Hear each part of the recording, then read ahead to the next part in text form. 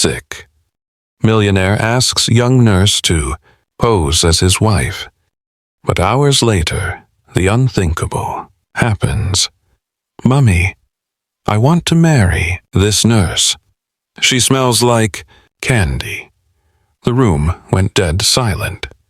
The sharp scent of antiseptic hung in the air, mixing awkwardly with the tension.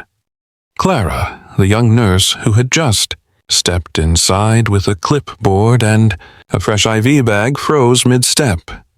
Her eyes darted from the man in the hospital gown, sitting cross-legged on the bed with crayon markings all over his arms, to the elegantly dressed older woman seated in the corner. Jared, 35 but acting no older than 5, beamed like a child who had just asked for a biscuit. His hair was a tousled mess, his cheeks smudged with blue ink, and he was holding a red crayon like a lollipop. He turned his grin to Clara again, raising his eyebrows playfully. "Can I, Mummy? Can I, please?" Clara blinked, unsure how to react. She had been told this man was mentally unstable, suffering from a rare form of trauma-induced psychosis following a tragic accident. Everyone in the hospital whispered about him, the rich heir who had lost his mind, the harmless lunatic with the brain of a boy. But nothing had prepared her for this kind of welcome. "I'm just here to check his IV," she stammered, avoiding eye contact. The woman in the designer suit slowly stood, walking over with practiced grace. Her smile was polished, but her eyes were cold as glass. "Oh, Jared," she said in a voice too sweet to be sincere. "You always say the silliest things. You do not even know her name, darling." "I do now," Jared chirped, tapping his temple. "It's Nurse Candy, or Clara Ara. Clara Candy, Candy Clara Ara." He licked his lips dramatically and giggled, causing Clara to take an instinctive step back. The woman turned to Clara, flashing a dismissive smile. "Do not mind him, dear. My stepson is unique. He likes to joke a lot." She leaned in closer, lowering her voice. "He has good days and bad days. We try to humor him." Jared tilted his head, watching Clara. His grin remained, but something in his eyes, just a flicker, betrayed the performance. For half a second, Clara saw something clear, focused, and hauntingly sane. Her breath caught. But then he blew a raspberry and flopped back onto the bed, arms and legs sprawled like a starfish. "Married, married, married him," he chanted, drumming his heels against the mattress. "Good Lord," the stepmother sighed, massaging her temples. "He'll calm down. You may proceed, Nurse Clara." Clara nodded stiffly, walking toward the IV stand, avoiding Jared's gaze. Her fingers fumbled with the bag as her mind raced. She had worked with all kinds of patients before, but this was different. Something felt off. "Do you like me?" Jared whispered suddenly, his voice startlingly close. Clara looked down. He had crept to the edge of the bed, staring up at her with wide eyes. "Because I like you. I like your hair. It's like caramel noodles. Please, Mr. Jared, stay back," she said, firmly, regaining her composure. "Let me change the for. Will you wear a white dress if we get married?" he asked, softly. "Will you dance with me? Even if I step on your toes, Clara?" tried not to react. She focused on adjusting the drip, rate, pretending his words meant nothing, but her heart thudded uncomfortably in her chest. The childish tone was convincing, yet his posture was far too still, too intentional. Something about this man did not sit right. The woman in the corner checked her watch, uninterested. "I have a call, Clara. To finish here and notify the guard when you leave." She turned and exited the room, without another glance. Jared watched her go, his expression flat. When the door clicked shut, he leaned back on the bed, sighed dramatically, and said, "That's my lovely mummy. She keeps me safe from thinking too much." Clara blinked. "Excuse me," he looked at her again, his smile softening. "Thank you for being gentle. Most people poke like angry bees." Clara managed a small nod. She finished her task and turned to Hathor. "Leave." "Clara," Jared's voice was quiet now, too quiet. She turned her head, expecting more nonsense. "Come back tonight," he said. His eyes locked onto hers. "I will be waiting." His tone sent a chill down her spine. Gone was the childish lilt. For one terrifying moment, Jared sounded completely lucid, measured, serious, and painfully aware. Clara stood frozen, but when she looked again, Jared was rolling around on the bed, mumbling about marshmallows and rainbows. As she walked out the door, she could not shake the echo of his last words. Not the madness, but the message buried beneath. "I will be waiting." The hallway was dark and unusually silent. The kind of silence that presses against your skin. Clara walked quietly with a tray in her hands. The soft clink of glass vials was the only sound echoing through the dim corridor. It was close to midnight. The hospital was in a state of lull. She had received a direct request to administer Jared's medication herself, an unusual order, but she had learned not to question too much in this facility.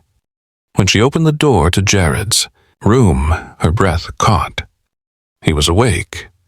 Not just awake, but kneeling on the floor, completely still, facing the far wall. The overhead light buzzed softly above him, casting eerie shadows across the room. The walls, once clean, were now covered in drawings, dozens of them, all made with crayon, and every single one was of her. Clara stood frozen at the door, eyes scanning the crude, childlike portraits, her face drawn in variations, smiling, crying, looking away. It was obsessive and terrifying. "Jared," she called cautiously. He did not turn. "They say crayons are for kids," he murmured, his voice slow. "But sometimes crayons see more than pens ever will." She stepped forward slowly. "I just need to change your medication." Still no movement. She crouched beside him, reaching for his arm. Suddenly, his hand shot out and grabbed hers. She gasped, jerking slightly, but he tightened his grip, not violently, but with shocking firmness. His eyes met hers. Gone was the wide-eyed innocence. Gone was the dazed smile. What stared back at her now was razor-sharp clarity. "Please," he whispered, his voice low, deliberate. "Help me. I am not insane. I need you to help me find the truth." Clara's body went stiff. What are you doing?" I know what they told you," he continued, still holding her wrist. "That I am broken, that I need to be managed. But none of this is real. Not the act, not the diagnosis. You're faking," she whispered, afraid to believe it.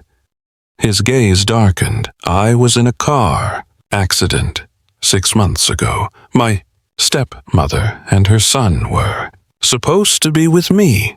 At the cut, last moment, they switched cars. Mine crashed. My driver died. I lived, barely." He let go of her hand, but she could not move. "When I woke up in the hospital, people treated me like a child, like I had lost my mind. My mother's lawyer had already arranged for medical guardianship, and when I resisted, things got worse. Medication, isolation, surveillance." Clara stepped back, eyes darting to the door. "If this is a joke, it is not," he said, his tone firm. "Look at me, Clara. Really, look. Do I seem insane to you right now?" She looked, and she did. For the first time, she saw a man fighting to stay calm. Someone battling not with madness, but with grief and betrayal. "What do you want from me?" she asked, her voice barely audible. Jared's shoulders sagged slightly. "They watch me day and night. But you came and knew. You were not part of their game. You are not theirs yet." She blinked. "Yet? They think they can manipulate you," he said bitterly. "Charm you, use you just like they tried with the last one." "What happened to the last nurse?" Clara asked. "She disappeared," Jared said softly. "Transferred, they said. But she left everything behind. Her books, her plants, her cat." Her mouth went dry. "I need someone I can trust," he said. "Just someone to act normal, to pass information, to help me get out." She hesitated. "Why me?" he smiled faintly. "Because you looked scared today, but you stayed. Anyway." Clara turned to leave, her thoughts a whirlwind of disbelief and suspicion. But just before she touched the door, his voice stopped her cold. "They want me dead," he said, quietly, the madness stripped from his voice completely. "But I need to outlive them with your help." Her fingers trembled on the doorknob. Behind her, the man pretending to be a boy sat in the shadows, waiting. The next morning, the air inside the manor was thick with tension. Jared had gone back to his childlike demeanor, spinning in circles on the carpeted floor with a blanket over his head like a superhero cape. Clara stood to the side awkwardly, holding a tray of tea, feeling every pair of eyes in the room fixed on her. Jared suddenly froze mid-spin, dropped the blanket dramatically, and pointed at her. "I want her to be my wife," he declared loud, enough to startle the butler. Clara's mouth fell open. She had not been told he would say it again, at least not in public. Jared skipped across the room and threw himself at his stepmother's knees. "Please, Mommy, please, I want to marry Nurse Candy." Across the room, the older woman's face twitched slightly. "Jared, marriage is not a game. You cannot just pick a girl like a toy." "But I love her hugs," he pouted, "and she sings to me when she thinks I am asleep. I want her forever." Clara flushed. She had only ever hummed once, softly, on a night when he was feverish and restless. The stepmother exchanged a glance with her lawyer, her expression unreadable. "This is absurd," she muttered at first. "He is not capable of making decisions like this." But Jared fell to the ground, pounding his fists like a toddler. "I'll stop eating. I'll scream. I'll break the windows." Again, the room fell silent. The last time Jared had done that, they had to replace the entire east wing's glass panels. The woman let out a long, theatrical sigh. "Fine. If this keeps you calm, we will arrange a small ceremony. No legal paperwork, just symbolic." "Understood." "Yes," Jared whooped, running over to Clara and hugging her tightly. "You smell like wedding cake today." Clara stiffened in his arms, blinking at the woman across the room. The older woman smiled coldly. Later that day, Clara found herself in Jared's room pacing while he watched her from the bed, his eyes clear and unblinking. "You could have warned me," she hissed. "I needed to make it real," he replied, calmly, flipping through a book of floor plans. "She has cameras in the hallways, but not in here. She will believe you are on her side if she thinks you're part of the game." Clara stopped. "Why would she even agree?" "Because she thinks she owns you now," Jared said. "Once you wear the dress, she believes you are hers to command. But she is wrong. That night, preparations were made. Clara was given a simple white dress. Nothing grand, more like a nurse's uniform repurposed with lace and soft silk. Jared was dressed in a suit, but his hair remained unkempt, his smile deliberately crooked. The ceremony was held in the Manor's small greenhouse with only a few staff and close family.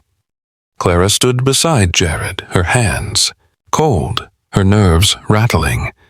She had been through intense situations in her life, but never this surreal. The officiant, clearly paid to play along, mumbled the standard lines. "Do you, Jared, take Clara to be your special nurse, a wife?" "Do!" Jared shouted, bouncing on his heels. "And do you, Clara?" "I do," she cut in quickly, her voice barely above a whisper. Then came the moment that caught everyone off guard. "Would the groom like to say something?" the officiant asked. Jared beamed. "I like her hugs. She gives me cookies, and she smells like cinnamon." Everyone chuckled, even the stepmother. But Clara's heart skipped. Jared had turned toward her, his expression suddenly still. He leaned in close, his lips barely moving. "I will protect you," he murmured under the guise of childlike affection. "No matter how far this goes." She swallowed hard. Then he kissed her cheek, innocent, enough to look cute, but his hand lingered gently on her arm. That warmth, that steadiness, it was not an act. After the brief ceremony, people dispersed, congratulating Jared like he had won a school prize. Clara walked beside him, her head spinning. They were married now, at least in name.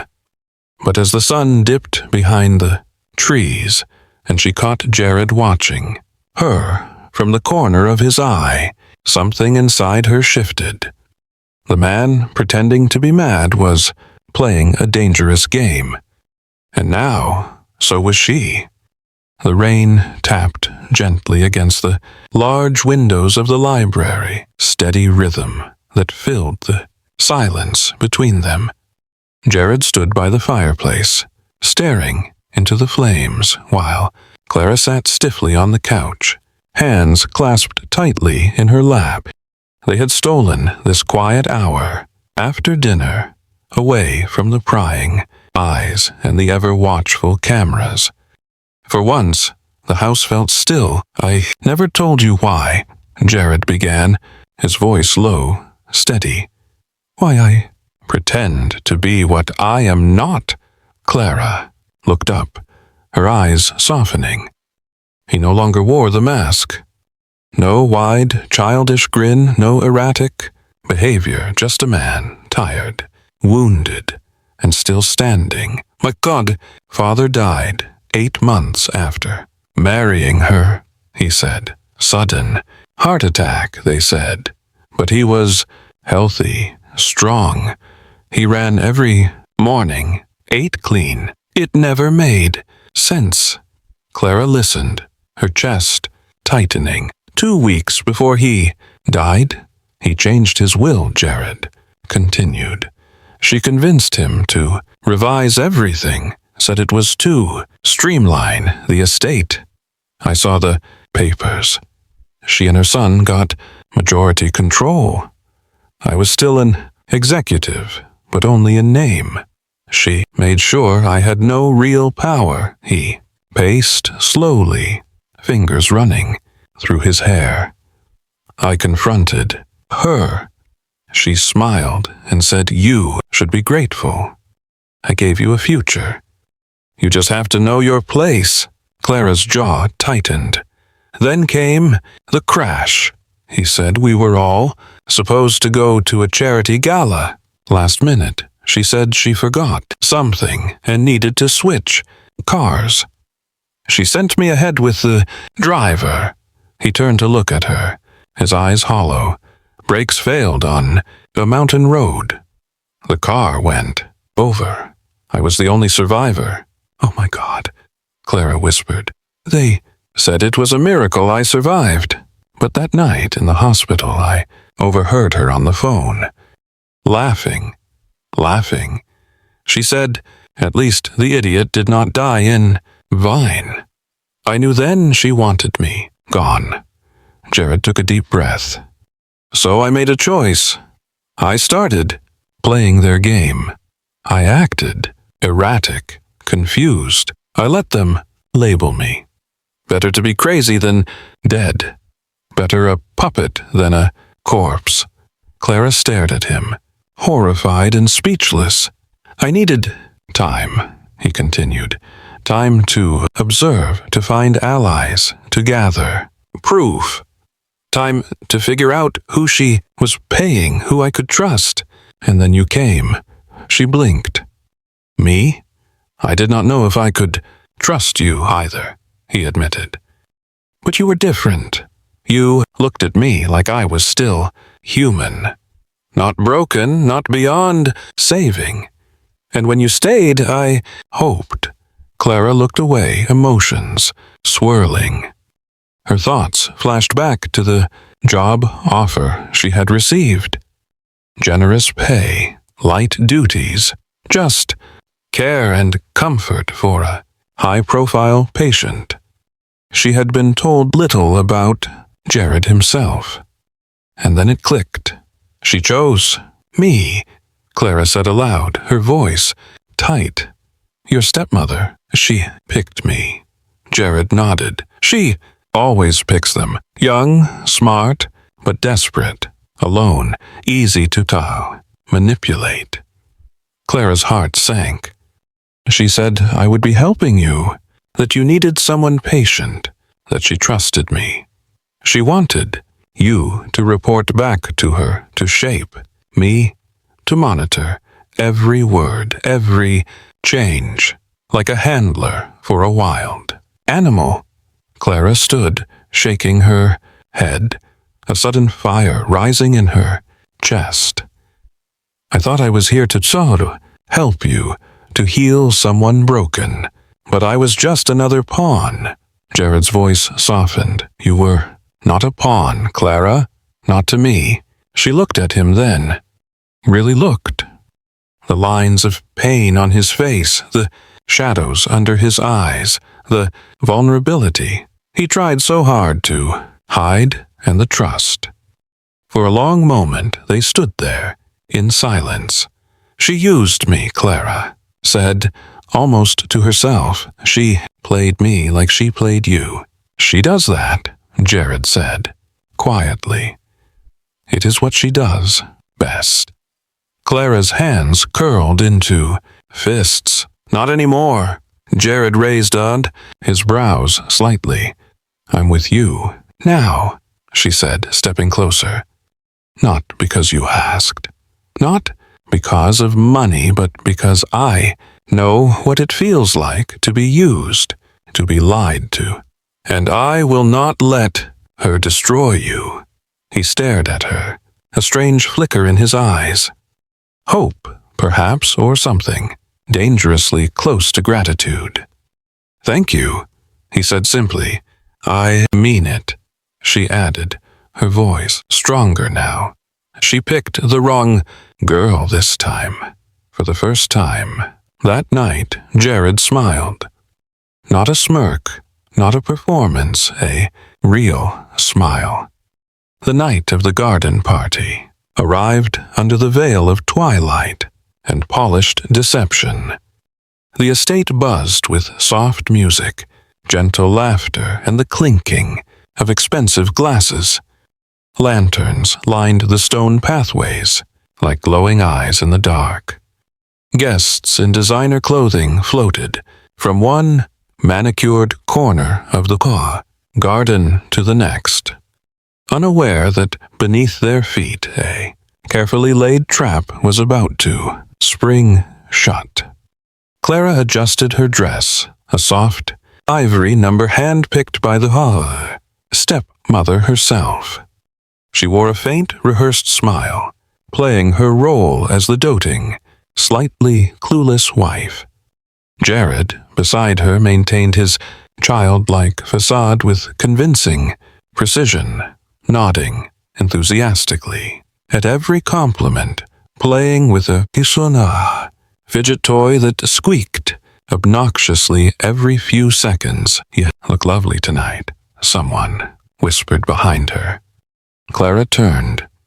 It was the stepmother's son, Michael, tall, charming, and drunker than he had any right to be, so early in the evening. "Does Jared still babble about rainbows and teddy bears?"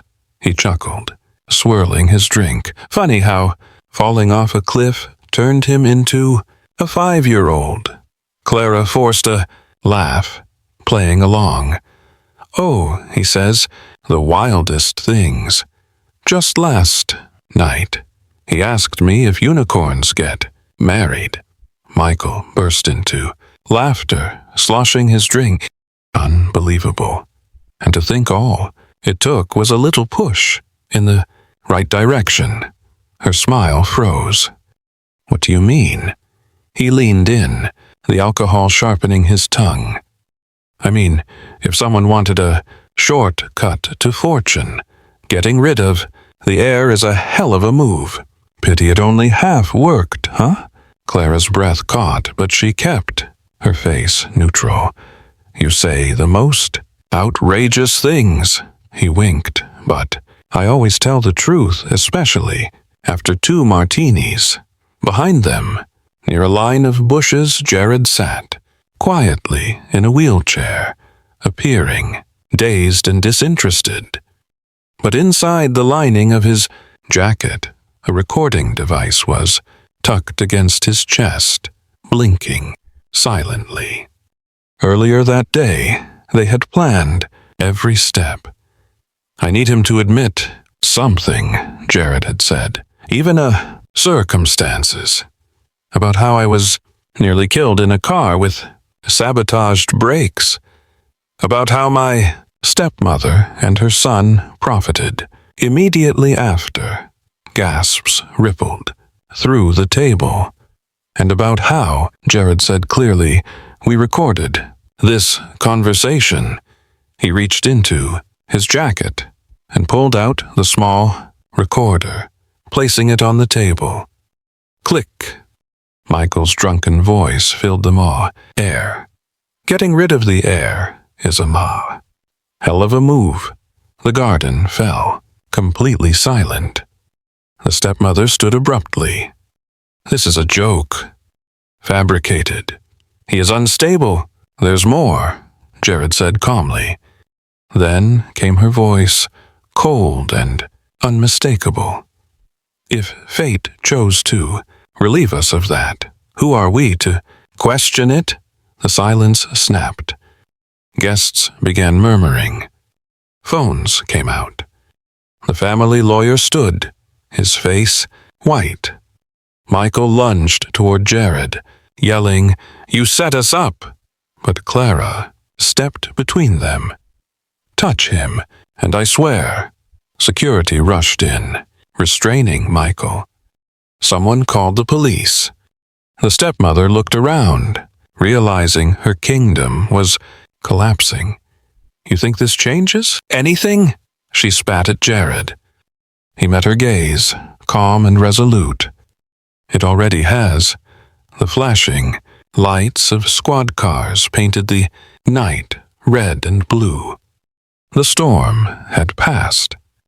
In the days that followed the explosive revelation, the grand Harland estate seemed to exhale for the first time in years. The legal fallout was swift and decisive. Jared, with Clara by his side, navigated the complexities with a quiet strength that surprised everyone. His stepmother and Michael faced the full force of the law, their web of deceit unraveled for the world to see. But Jared found no joy in their downfall, only a profound sense of release. He and Clara chose not to remain in the mansion, a place haunted by too many ghosts of the past. Instead, they found a charming cottage in the Cotswolds, a place of honey-colored stone and rambling roses far from the city's glare. Here, a new chapter began.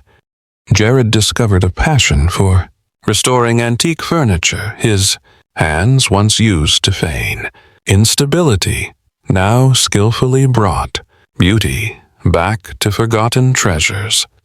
Clara opened a small free clinic in the village, offering her care and compassion to a community that quickly embraced them.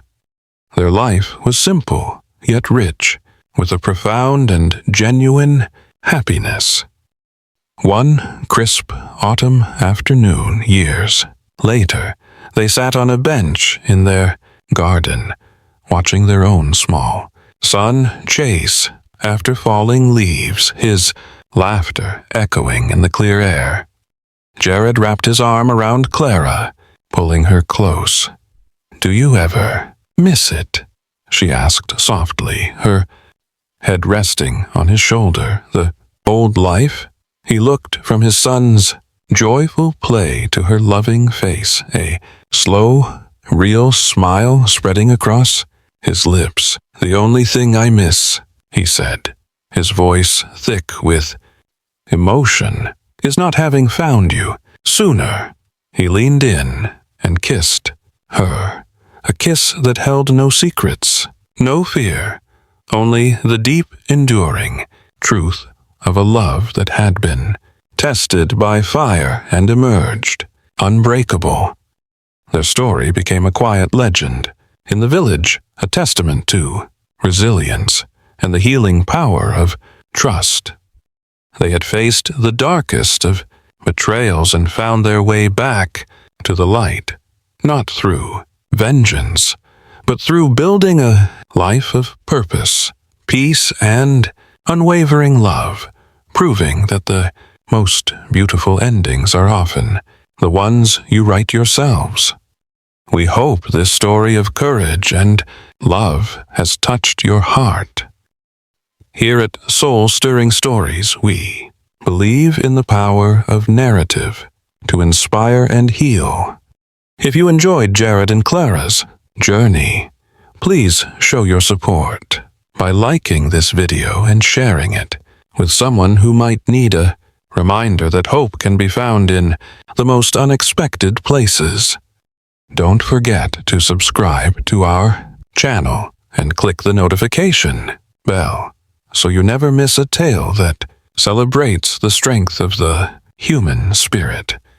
Thank you for watching, and until next time, keep believing in the beautiful transformative power of love.